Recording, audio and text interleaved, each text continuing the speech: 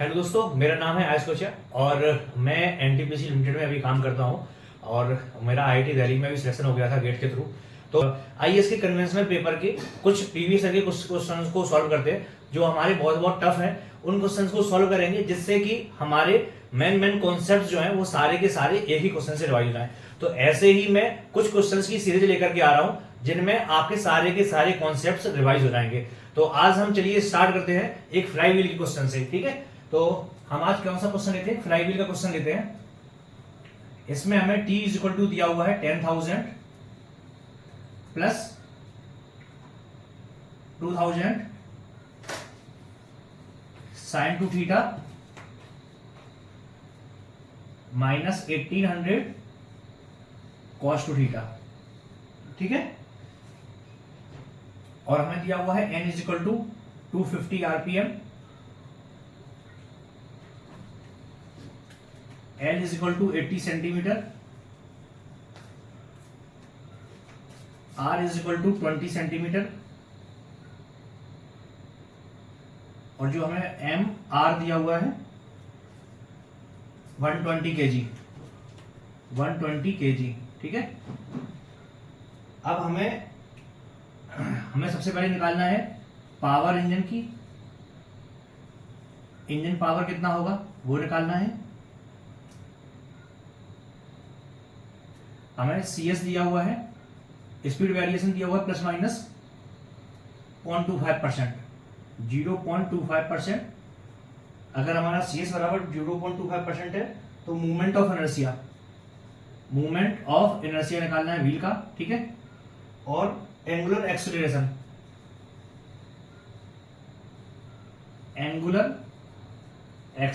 निकालना है, ठीक है। एट एंगल थीटा बराबर है 45 डिग्री पर। क्लियर? तो चलिए हम सॉल्व करते हैं इस क्वेश्चन को, ठीक है। तो सबसे पहले हमें क्या निकालना है? पावर इंजन का। तो इंजन का पावर हम कैसे निकालेंगे?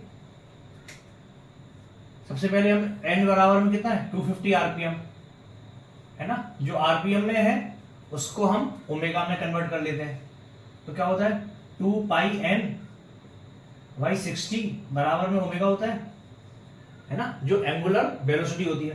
तो एंगुलर वेलोसिटी हमारी कितनी आ जाएगी 2 पाई इंटू में 250 आरपीएम बाई 60 हो जाएगा। 60 कर गया, कितना हो जाएगा 50 पाई बाई 6 हो जाएगा। तो जो 50 पाई बाई 6 को अगर हम कैलकुलेट करेंगे तो हमारा आंसर कितना आ जाएगा 26.18 रेडियन पर सेकंड, ठीक है। तो हम जब कैलकुलेट करेंगे तो हमारा कुछ ओमेगा की वैल्यू इतनी आ जाएगी। क्लियर? अब हमें जो t दिया हुआ है, t की वैल्यू इतनी दी हुई है, ठीक है। तो जब हमें t की वैल्यू इतनी दी हुई है और हमें क्या निकालना है इंजन पावर का। पावर की इंजन की पावर क्या होती है बराबर में t इंटू में ओमेगा। और t कौन सा रहेगा? ये t मीन रहेगा, है ना। क्योंकि हमारा जो एक साइकिल रहता है उस साइकिल में इंजन की पावर क्या हो जाती है, कभी इंजन का जो टॉर्क है वो कभी कम रहेगा, फिर कम रहेगा, फिर बढ़ेगा, फिर कम होगा। तो हमारा एक मीन टॉर्क आ जाता है पूरी साइकिल का, है ना। पूरी साइकिल का हम क्या निकालेंगे? मीन टॉर्क निकालेंगे। और जो हमारी आरपीएम है उससे अगर हम मल्टीप्लाई कर देंगे तो हमें इंजन का पावर हमारे पास में आ जाएगा।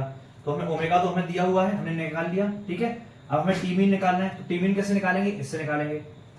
अब ये टी की वैल्यू जो है, जो टॉर्क की वैल्यू वो वेरी कर रही है कहां से?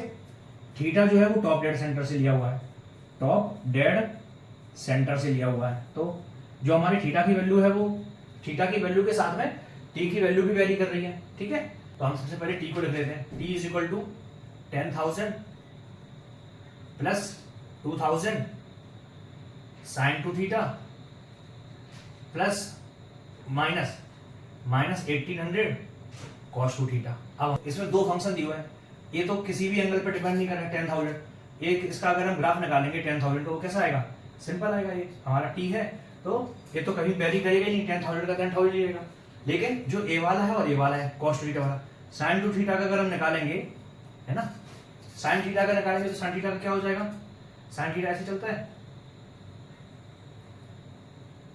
और हमारा साइन टू थीटा की वैल्यू भी ऐसे ही चलेगी, है ना। साइन टू थीटा भी ऐसे ही चलेगा ना। तो साइन टू थीटा कैसे चलेगा? ये अगर हमारा 0 है तो यहाँ 2 थीटा की जगह क्या हो जाएगा? यहाँ पर क्या आ जाएगा? 90 डिग्री आ जाएगा। यहाँ पर कितना आ जाएगा? 180 डिग्री आ जाएगा। यहाँ पर कितना आ जाएगा 270 आ जाएगा, तो यहाँ पर कितना आ जाएगा 360 डिग्री आ जाएगा। यही चलेगा साइन टू थीटा का एंगल, साइन टू थीटा का कर्व यही बनेगा। ठीक है, हर 180 डिग्री पर साइन टू थीटा रिपीट हो रहा है, फिर से रिपीट हो गया ये वाला पूरा कर्व, फिर ये वाला कर्व रिपीट हो गया, फिर ये वाला कर्व रिपीट हो गया, तो हमारा साइन टू थीटा ऐसा बन गया। कॉस टू थीटा, अब कॉस टू थीटा कैसा बनेगा, कॉस टू थीटा ऐसा बनेगा,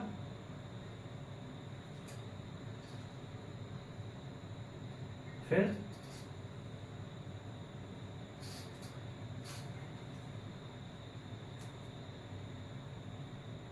अच्छा सॉरी मैं गलत बना दिया हूँ, इसको फिर से बनाता हूँ।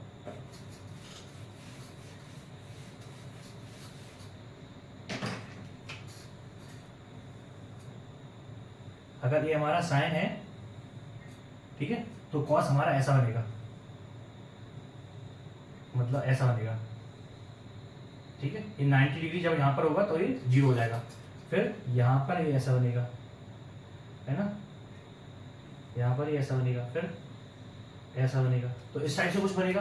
तो जो हमारा जो एंगल होगा वो हर 360 डिग्री पर ए बी, हर 360 डिग्री पर ए बी रिपीट हो रहा है, और हर 360 डिग्री पर ए बी रिपीट हो, हर पाई पर, मतलब इसको मैं एक बार फिर से ड्रॉ कर देता हूं तो आपको क्लियरली समझ में आ जाएगा। अगर हम यहां पर देखें sign two theta, sign two theta की वैल्यू, अगर हम टू थीटा जो है ना हर पाई एंगल पर रिपीट हो रहा है, ठीक है, कॉस टू थीटा भी एक पाई एंगल पर रिपीट हो रहा है, थीटा जो है वो पाई एंगल पर रिपीट करता है। इसका मतलब क्या है, अगर हम साइन को साइन ही रहने दें, है ना, और टू थीटा की जगह पे हम पाई, हर पाई एंगल पर रिपीट कर रहे हैं तो पाई प्लस अल्फा ले लेंगे, तो क्या हो जाएगा साइन 2 पाई प्लस 2 अल्फा हो जाएगा, और साइन का 2 पाई प्लस कुछ भी एंगल हो तो आंसर कितना आ जाता है साइन 2 अल्फा। क्लियर, तो जो हमारा एंगल है इसलिए वो पाई एंगल पर बार बार रिपीट कर रहा है। ऐसे ही अगर हम यहाँ पर कॉस में थीटा की जगह क्या ले लें, पाई प्लस में अल्फा ले लें, तो क्या हो जाएगा कॉस 2 पाई प्लस 2 अल्फा हो जाएगा, और बराबर में क्या हो जाएगा कॉस 2 अल्फा, ये हो जाएगा। मीन्स ए भी हमारा हर पाई एंगल पर रिपीट कर रहा है।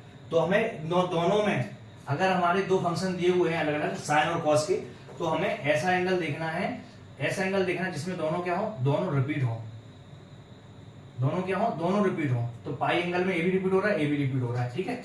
लेकिन अगर ऐसा नहीं होता, सपोज दैट अगर हम ऐसा ले लेते,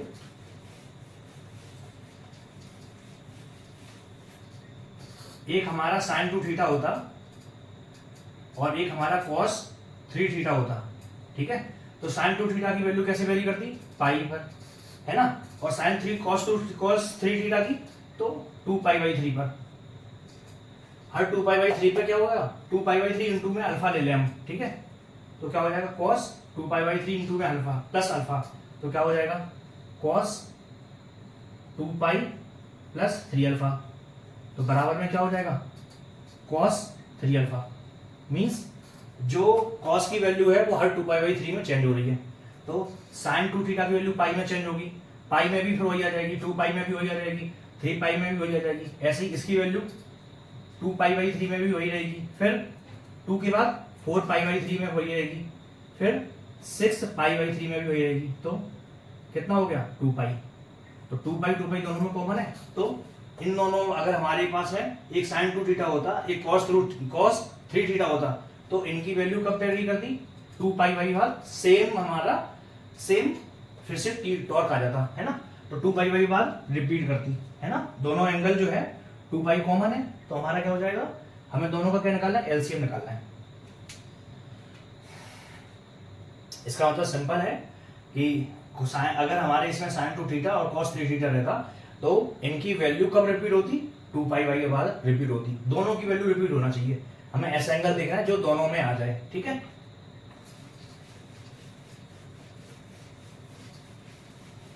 तो हमारा जो 2 पाई एंगल है वो किस में आ रहा है, दोनों में आ रहा है। लेकिन इसके केस में क्या हो रहा है, पाई एंगल इसमें भी हो रहा है, पाई एंगल इसमें भी हो रहा है, मतलब पाई की वैल्यू इसके बाद भी रिपीट कर रही है, इसमें भी पाई के बाद इसकी भी वैल्यू रिपीट कर रही है। तो जो हमारा टी है वो कहां से कहां तक वेरी कर रहा है, 0 से पाई तक, ठीक है। तो हम जो मेन तौर पर निकालना है वो कैसे निकालेंगे, टी इंटू में डी थीटा, है ना, और कहाँ से कहाँ तक, जीरो से लेकर के पाई तक, इसको कैलकुलेट कर लेंगे तो क्या आ जाएगा, जीरो से लेकर पाई तक, और जो हमारी वैल्यू हुई वो 10,000 plus 2,000 sine two theta minus 1800 cos two theta into में डी थीटा। ठीक है, अब हमें क्या निकालना है, एवरेज निकालना है, टी मीन निकालना है।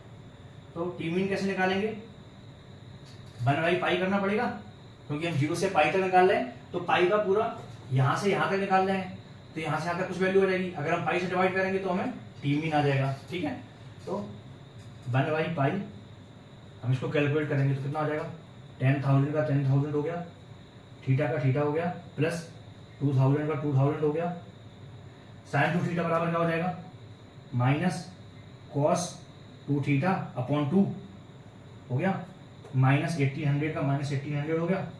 ठीक है, कॉस टू थीटा का क्या हो जाएगा, साइन टू थीटा बाई 2 हो गया। और हमें कहां से कहां तक वेरी करना है, जीरो से लेकर पाई तक, तो पाई से लेकर जीरो तक वेरी कर दिया। ठीक है, 1/पाई का 1/पाई हो गया, 10,000 थीटा, तो 10,000 थीटा का क्या हो जाएगा, पाई माइनस जीरो, तो हम 10,000 पाई कर दिया हमने, प्लस 2,000 का 2,000 ही रहने दिया, यहाँ पर 2 है इसको बाहर निकाल लिया, माइनस, अब कॉस टू थीटा बराबर क्या हो जाएगा, कॉस 2 पाई, फिर एक और माइनस है, माइनस पहले से ही, तो प्लस कॉस 0। ठीक है, अब माइनस 1800 है, इसको हमने यहाँ पर नहीं आ पाएगा, बोर्ड में जगह कम है। ठीक है, तो हम इसको ऊपर मिटा लेते हैं,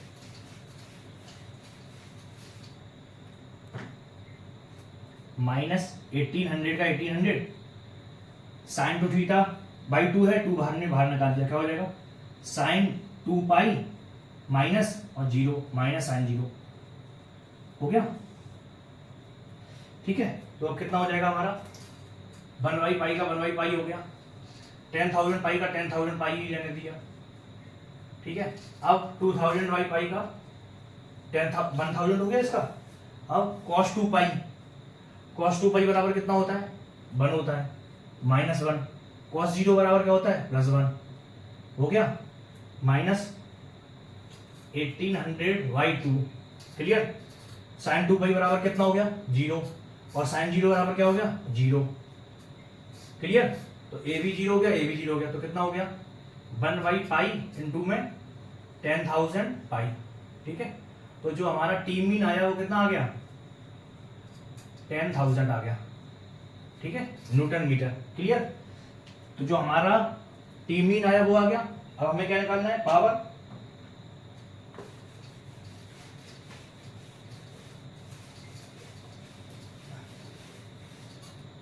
अगर हमें पावर कैलकुलेट करना है तो पावर कैसे कैलकुलेट करेंगे, power is equal to T mean into में ओमेगा। हमारी जो ओमेगा की वैल्यू आई थी वो कितनी आई थी, ओमेगा की वैल्यू आई थी 26.18, है ना। टी मीन की वैल्यू हमारी 10,000 आ गई, तो हमारी कितना हो जाएगा, 10,000 इंटू में 26.18, तो जो हमारी पावर होगी वो कितनी हो जाएगी, 2.618 इंटू में 10 टू यहाँ पर। ठीक है, 2.618 इंटू 10 टू पावर 5 हो गया, ये हमारा क्या हो गया, पावर हो गई। अब हमें सेकंड क्वेश्चन क्या निकालना है, अगर हमारी कोफिशिएंट ऑफ स्पीड कितनी है, 0.25%, तो प्लस माइनस में है ना,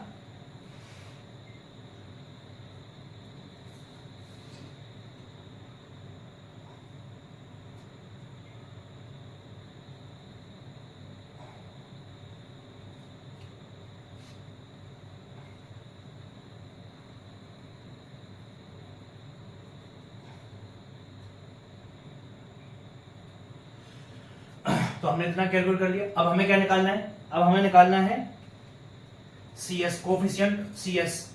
तो CS का हमारे पास फार्मूला कौन सा है, CS का हमारे पास में एक ही फार्मूला हमें पता है, क्या है, जो हमारी फ्लक्चुएशन ऑफ एनर्जी बराबर क्या होता है, I ओमेगा स्क्वायर इंटू में CS, यही होता है ना, I into omega square into में CS। तो फ्लक्चुएशन ऑफ एनर्जी हम कैसे निकालेंगे, तो हमारा क्या हो गया, I ओमेगा स्क्वायर CS हो गया। ठीक है, I की वैल्यू निकालनी है, ओमेगा बराबर कितना दिया था हमें, 26.18 का स्क्वायर हो गया। CS coefficient of fluctuation of speed क्या है, CS का जो है ना 0.25 है प्लस माइनस, तो 5 हो जाएगा, 0.5%। ठीक है, दोनों को ऐड कर देंगे हम तो 0.5% हो गया। CS की वैल्यू कितनी होगी, 0.5% है तो भाई 100 हो गया, इक्वल टू 2690.735। ठीक है, तो जब हम इसको कैलकुलेट करेंगे तो कितना आ जाएगा हमारा, I बराबर में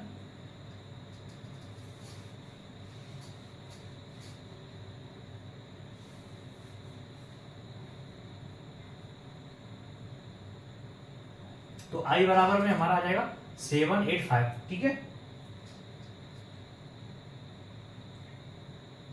तो I बराबर हमारा कितना आ जाएगा 785.166। तो जब हम इसको कैलकुलेट करेंगे तो हमारी इसकी वैल्यू आ जाएगी। सबसे पहले हमें पावर निकालना था तो हमने क्या निकाल दिया, टी मीन निकाल दिया।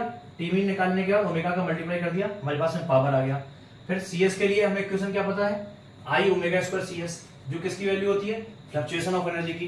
तो फ्लक्चुएशन ऑफ एनर्जी कैसी आएगी हमारे पास में, अगर हमारे पास में डेल टी आ जाएगा, डेल टी इंटू में डी थीटा करेंगे तो फ्लक्चुएशन ऑफ एनर्जी आ जाएगी। तो फ्लक्चुएशन ऑफ एनर्जी किसके बराबर होगी, इसके बराबर होगी। उसको कैसे निकालेंगे, हमारे पास में टी का कर्व है, टी के कर्व में से अगर हम टी मीन निकाल देंगे तो जो भी कर्व बचेगा वो यही वॉल्यूम बचेगा, यही एरिया बचेगा। तो डेल टी इंटू में डी थीटा करेंगे तो ये वाला एरिया आ जाएगा हमारे पास में, यही फ्लक्चुएशन ऑफ एनर्जी है। तो यही हमने फ्लक्चुएशन ऑफ एनर्जी निकाल दिया। अब लेकिन हमें ये दोनों पॉइंट नहीं पता, ये वाला पॉइंट और ये वाला पॉइंट। तो ये पॉइंट आएगा कैसे, टी बराबर में जहां पर टी मीन होगा वहीं पर ये दोनों पॉइंट आएंगे हमारे। ठीक है, तो टी बराबर टी मीन करके हमने दो पॉइंट निकाल दिए, 21 और 111 डिग्री। ठीक है, फिर हमने इसको इंटीग्रेट कर दिया यहां से लेकर यहां तक, तो हमारा ये वाला एरिया आ जाएगा। तो हमने यही वाला एरिया कैलकुलेट कर दिया, तो हमारा क्या हो गया, ये एरिया फ्लक्चुएशन ऑफ एनर्जी हो गया। ठीक है, ये एरिया क्या रहेगा, फ्लक्चुएशन ऑफ एनर्जी हो गया। ये फ्लक्चुएशन ऑफ एनर्जी हमारे इसके बराबर में है, तो फिर हमने मूवमेंट ऑफ एनर्जी निकाल दिया। क्लियर। अब हमसे क्या बोला हुआ है, लास्ट में हमसे एक क्वेश्चन पूछ रहा है,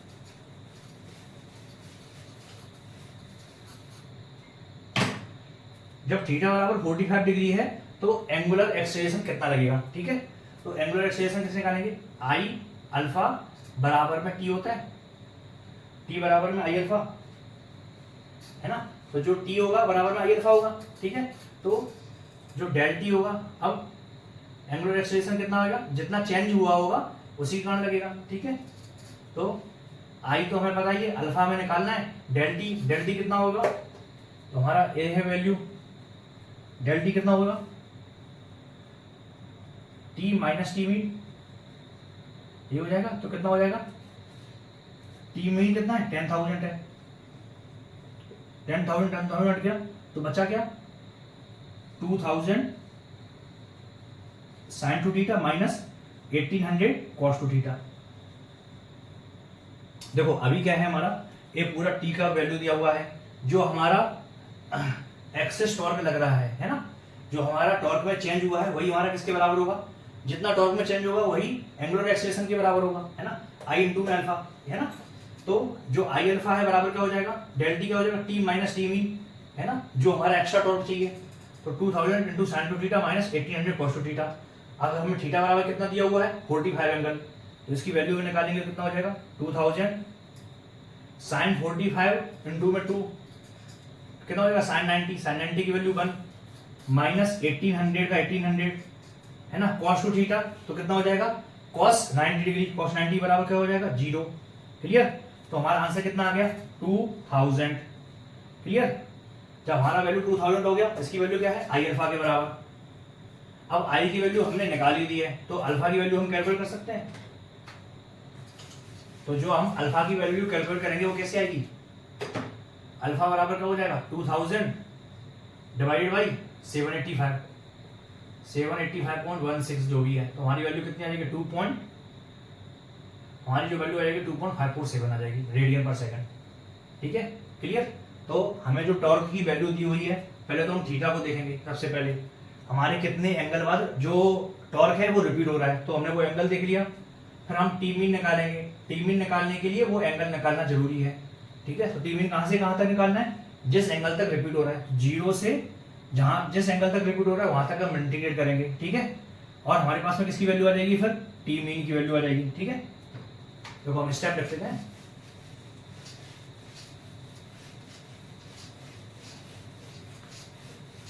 ये क्वेश्चन बहुत सरल है ना, हमें कुछ स्टेप समझ में आ गए एक बार तो बहुत सरल हो जाएगा।